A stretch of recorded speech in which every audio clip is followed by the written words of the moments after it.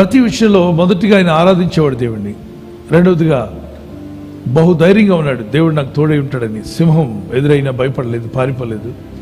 ఎందుకు? కుక్క మీదకి వస్తేనే పారిపోతారు కాపర్లు. ఇక్కడ సింహం మీదకి వచ్చిన గొర్రెలను విడిచిపెట్టి పారిపోలేదు.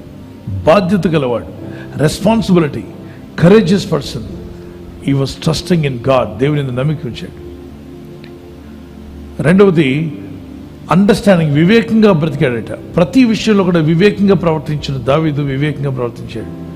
ఒక ప్రవక్త వచ్చి అంటాడు, నువ్వు పాపం చేశావు అని గాదు అని ప్రవక్త చెప్పగానే, నేను రాజుని, నన్నే నీవు ఇంత మాట అంటావా?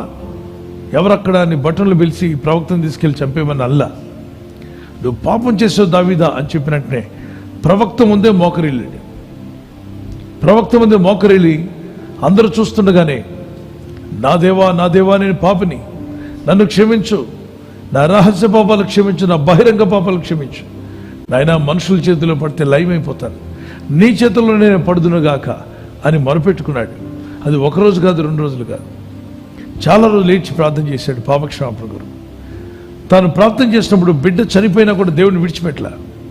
కుమారుడు చనిపోతాడు, చనిపోయినా కూడా ప్రభు సన్నిధిలో, అయ్యో నా ప్రార్థన వెళ్ళలేదు, 7 రోజులు ఉపవాసం ఉన్నాను, 7 అనేది సంపూర్ణ సంఖ్య, 7 దినాలు ఉపవాసం ఉన్నాను, నా ప్రభు నా బిడ్డను నాకు దక్కకుండా చేశాడు, ఇక నేను దేవుడిని ప్రార్థన చేయను అని మూలగలేదు, అలగలేదు, ప్రార్థనలో ఉన్నాడు. దేవుడు అంటే చాలా ఇష్టంగా ప్రేమించినవాడు. సో మొదటిగా అతను ఆరాధించేవాడు, రెండవదిగా మరి వివేకంగా ప్రవర్తించాడు, మూడవదిగా దేవుడిని బహుగా ప్రేమించాడు. తన రహస్య పాపంలో ఉన్న ప్రతి లోపాన్ని ఒప్పుకున్నాడు. ఆయన ప్రార్థన చేస్తే తన పరుపు కొట్టుకొని పోయిందట, అంత కన్నీళ్లు ప్రార్థన చేశాడంట. మనలో కొందరు ప్రార్థన చేస్తే కనీసం కచ్చిపు కూడా కొట్టుకుపోదు.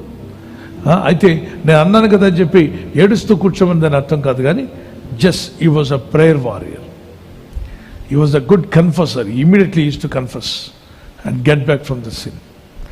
God bless you.